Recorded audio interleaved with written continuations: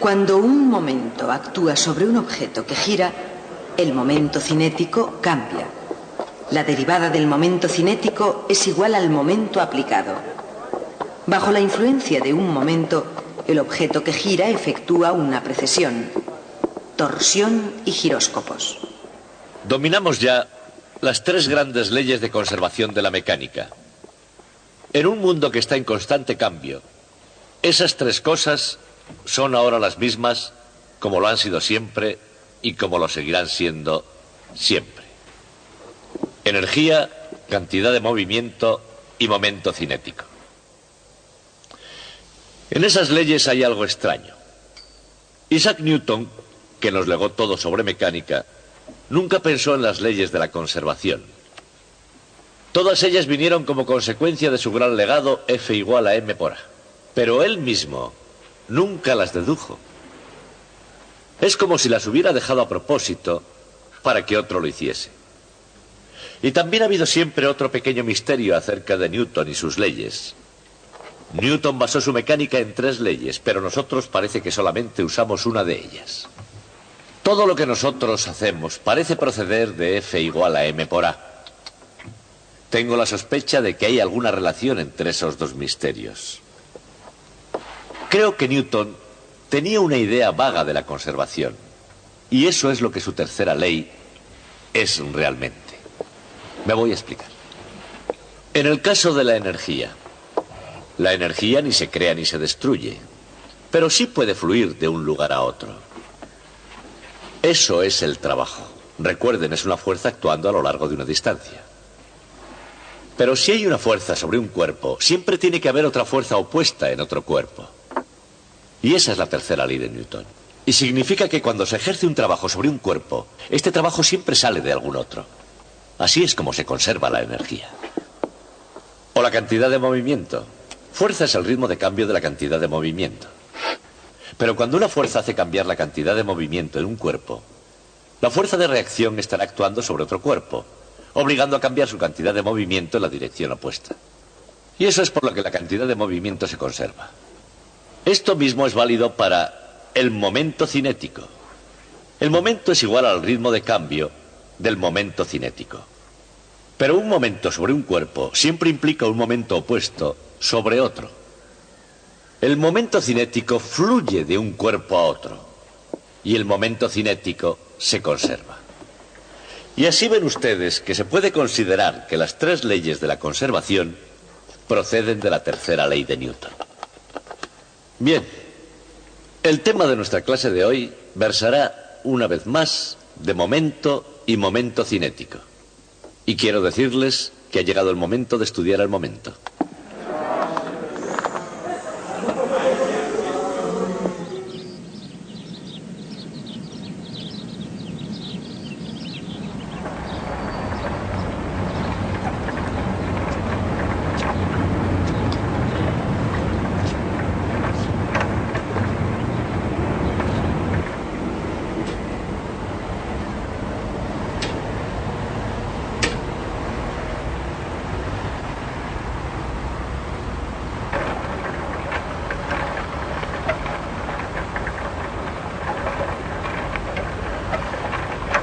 Buenos días, señor.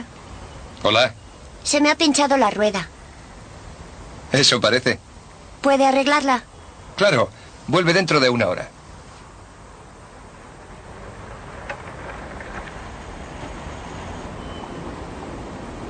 Mucho antes de que existiera la bicicleta, ya existía la rueda. Y mucho antes que la rueda, estaba simplemente el pie.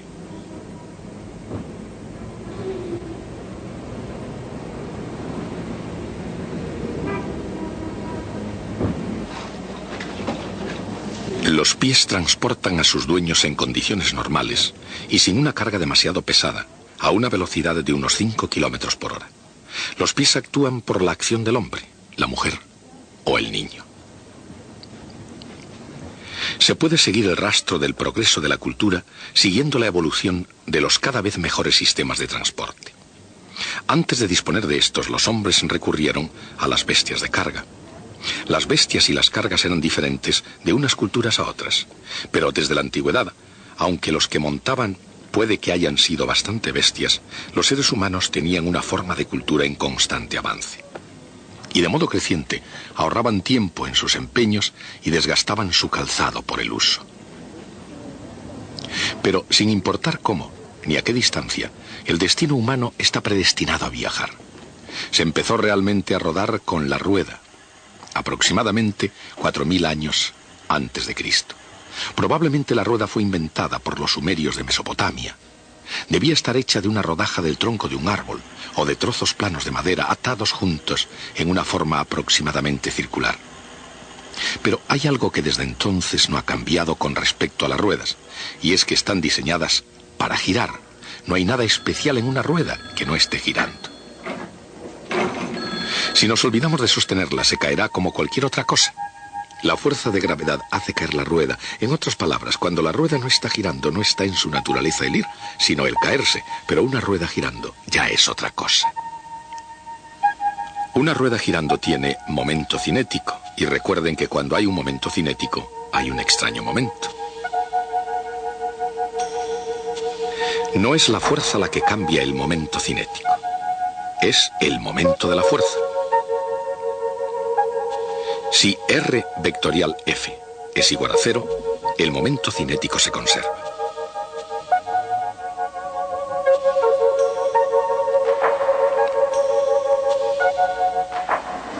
Sin duda alguna, no todas las fuerzas se comportan de esa manera. Por ejemplo, para abrir una válvula o para hacer girar ruedas, lo que se necesita es un momento. El momento es el que causa la rotación y es igual a R vectorial F. Pero si una rueda ya está girando, tiene momento cinético para empezar. El momento puede hacer cambiar el momento cinético, pero de una manera diferente. De hecho, la gravedad puede hacer ahora una extraña jugada. Su fuerza se dirige hacia abajo, pero el momento se dirige hacia un lado. De acuerdo con la ecuación tau igual a derivada de L con respecto a t, el momento cinético girará oblicuamente y la rueda, en lugar de caer, hará otro tanto. Así, indirectamente, es fácil ilustrar el hecho de que una rueda que gira no se cae. Pero detrás de este ejemplo de una escena en directo, ¿qué está pasando aquí realmente? ¿Qué es lo que mantiene a la rueda sin caerse?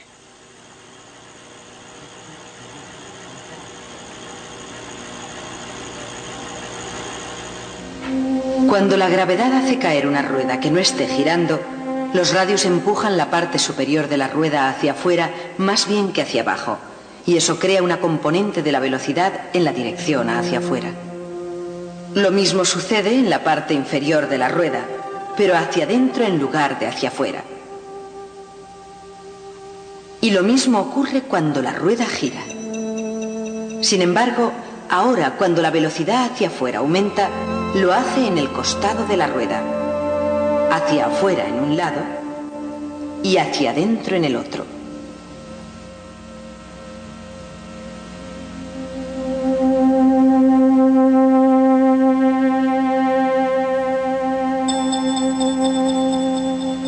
Cada radio agrega su propio empuje en la parte superior, produciendo un empujoncito en el lado.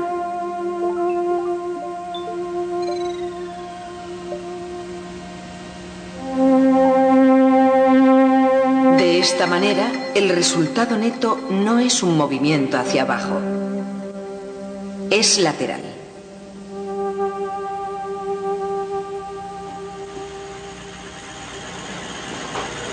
Cuando la rueda comienza a dar vueltas de esa manera, el fenómeno se llama precesión.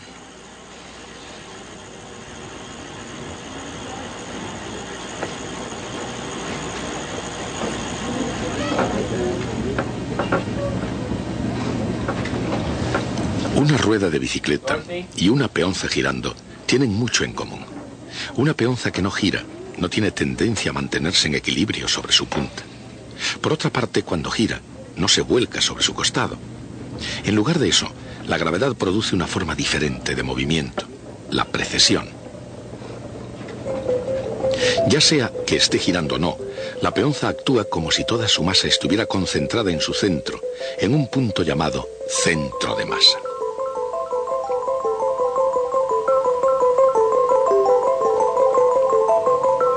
Si la peonza se ladea, aunque solo sea un poquito, el resultado es un momento. Cuando esto le sucede a una peonza girando, el momento modifica ligeramente el momento cinético de la peonza, haciéndole describir un pequeño círculo alrededor del que va la peonza. Con un pequeño rozamiento que produce el calor en su punta, cada vez que se produce calor se pierde una cierta cantidad de energía. Eso ocurre porque el calor, que es el movimiento aleatorio de las moléculas, es otra forma de energía. Todo, absolutamente todo en la Tierra tiene una cierta cantidad de calor y por lo tanto una cierta cantidad de energía. Y no importa dónde resida esa energía, ya sea en un fuego crepitante o en un témpano de hielo que cruje, o en la energía potencial de un giróscopo que parece resistir a la gravedad. Toda la energía, no importa su forma, se conserva siempre. Esa es la conservación de la energía. Es una profunda ley de la física y tan universal que se puede ver en la precesión de un juguete. Aquí también se produce calor. Parte de esa energía se origina al bajar el centro de masa del juguete, que baja más a medida que la precesión del objeto se hace mayor. Pero a pesar de la pérdida de energía, la rotación continúa con notable estabilidad. Va dando vueltas y vueltas, y así continuará dando vueltas y vueltas hasta que algo interrumpa la precesión. Por supuesto, antes de que algo interrumpa su precesión, las peonzas y los juguetes pueden tener movimientos de precesión de lo más asombrosos y divertidos.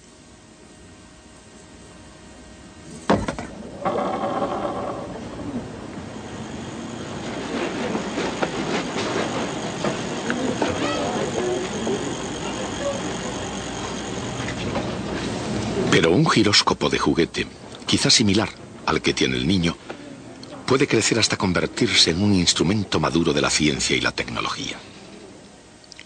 Aunque este giróscopo puede ser divertido de ver, no es un juguete. No está diseñado para jugar. Está diseñado para que no haya precesión.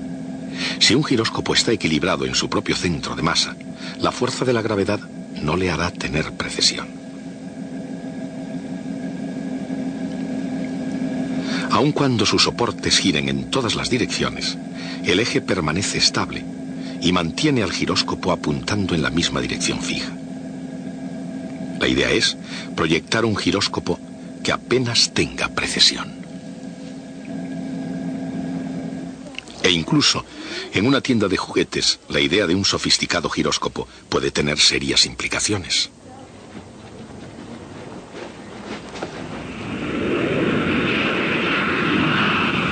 En el mundo real, ayudados por giróscopos, cualquier desviación del rumbo predeterminado de un avión o submarino puede ser automáticamente detectada y corregida.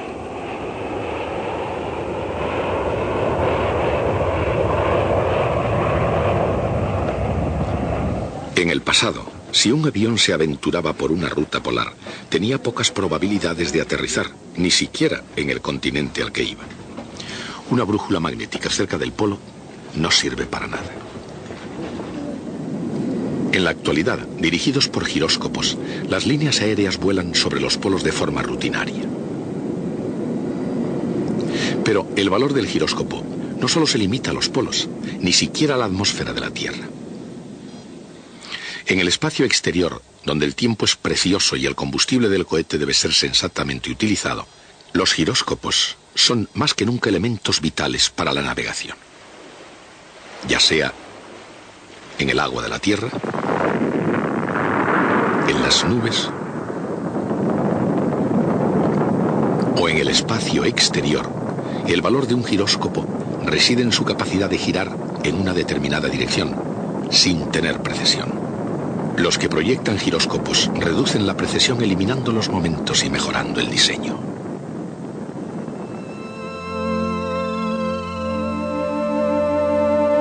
Cuando un objeto tiene precesión, el extremo de su vector momento cinético se mueve con movimiento circular uniforme, con una velocidad angular de módulo constante llamada omega mayúscula. Omega mayúscula es la velocidad angular de precesión. Las ecuaciones del movimiento circular uniforme dicen que V, que es la derivada con respecto al tiempo de R, es omega multiplicada por R. De la misma forma, tau, la derivada con respecto al tiempo de L, es omega mayúscula multiplicada por L. Por lo tanto, omega es exactamente el momento dividido por L.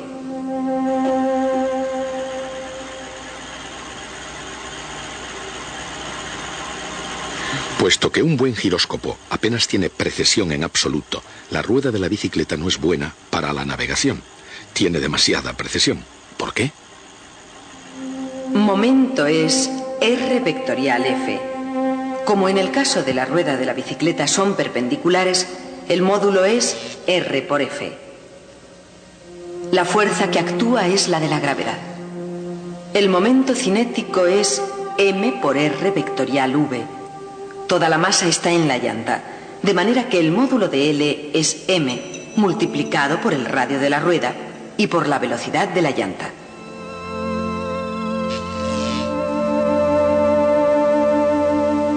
Como V es omega por R, la velocidad de precesión es la distancia al punto de apoyo multiplicada por G y dividida por el producto de la velocidad de rotación de la rueda y por el cuadrado del radio de la misma.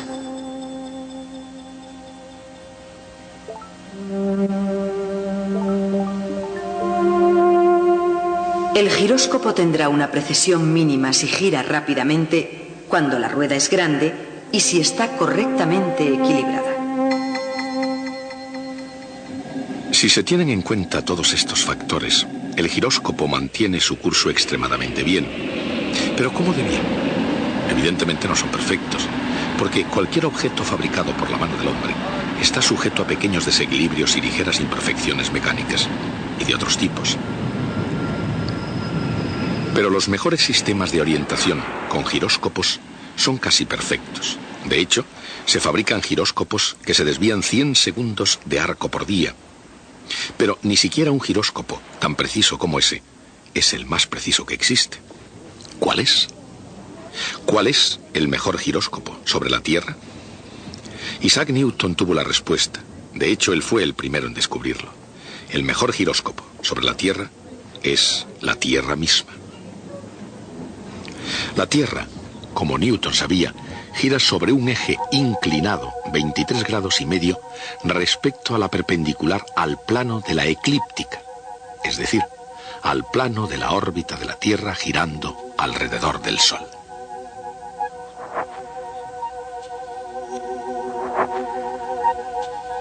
En otras palabras, visto desde la Tierra, el Sol parece recorrer una órbita en un plano inclinado 23 grados y medio respecto al plano del Ecuador.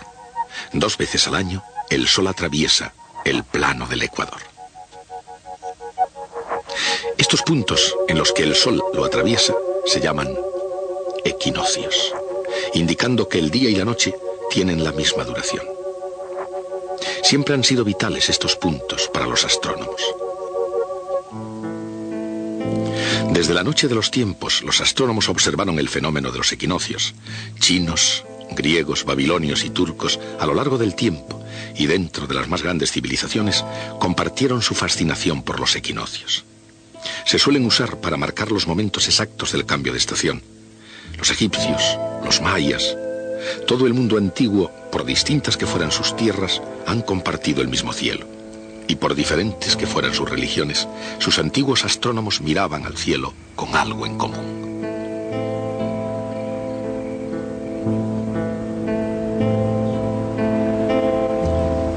De una forma u otra, calculaban la posición exacta de los equinoccios. Pero, incluso en el cielo, las apariencias engañan. Los equinoccios no están fijos en el cielo. Todos los años se desplazan muy despacio, un poco, hacia el oeste. Y en una dirección justamente perpendicular, aunque esto pasó inadvertido durante miles de años. La estrella polar parece desplazarse también. Sin embargo, los antiguos astrónomos veían la estrella polar de un modo diferente. La veían absoluta y eternamente fija en un lugar, como un mito cósmico. En China, era respetada como una diosa con el poder de prolongar la vida misma. Los sabios árabes veían la estrella como algo dañino. Creían que la estrella del norte había asesinado al gran guerrero de los cielos, que yace para siempre en un ataúd cósmico, contorneado en rutilante detalle por la Osa Mayor. Pero a pesar del movimiento y de la mitología que la rodeaba, la estrella polar también ha tenido durante siglos aspectos prácticos. Conocida como estrella guía, estrella de los rumbos, estrella de los navíos, ha ayudado a todos los navegantes a cruzar los mares. Parecía que los egipcios habían construido la pirámide de Khufu a la luz de la estrella polar que era visible desde el fondo de uno de los profundos pozos de la pirámide.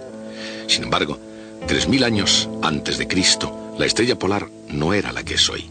Los egipcios la llamaban Tubán y era otra estrella distinta. A lo largo del tiempo y en las cartas de astronomía, la estrella polar se acerca cada vez más al polo y el máximo acercamiento tendrá lugar en el siglo XXII. El desplazamiento de la estrella polar está relacionado con la precesión del equinoccio de primavera.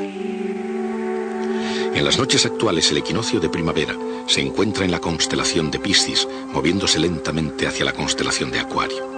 Esto indica que, en contra de algunas teorías revolucionarias de los años 60, la era de Acuario no llegará hasta dentro de 400 años. En cualquier caso, hace 400 años, el hombre más revolucionario del momento fue Nicolás Copérnico. En 1543, De Revolutionibus, ofrecía una explicación para el fenómeno de la migración en los cielos. Copérnico escribió: la precesión de los equinoccios se debe a que el eje de la Tierra va lentamente describiendo un círculo. Así como Copérnico comprendió mejor que nadie hasta entonces la precesión de los equinoccios, fue necesario que Isaac Newton la explicara plenamente. Su explicación para el desplazamiento de los equinoccios procedía de su descubrimiento de que la Tierra era un giróscopo y de su conocimiento de que la Tierra no era perfectamente esférica. Si la Tierra fuese perfectamente esférica, el Sol no ejercería ningún momento sobre ella. Pero no lo es así. Y así, como cualquier giróscopo, la Tierra tiene una precesión. La rotación alrededor de su eje hace que la Tierra se abombe ligeramente en el ecuador. La gravedad del Sol, actuando más intensamente en el abultamiento más próximo a él, ejerce un pequeño momento respecto al centro de la Tierra cuando se encuentra a un lado de ella. Y cuando está en el otro lado, un momento es la misma dirección.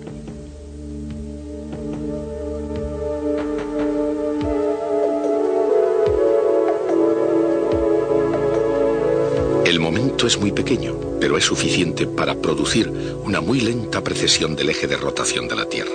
Realmente muy lenta. Una vuelta completa tarda aproximadamente 26.000 años. Comparemos eso con este giróscopo cuyo eje de rotación dé una vuelta completa cada pocos segundos. Si la comparamos con la Tierra, una bicicleta no sirve como giróscopo. Es difícil imaginar un giróscopo mejor que la propia Tierra, y más difícil aún imaginar que podamos ir a casa en ella a la hora de comer.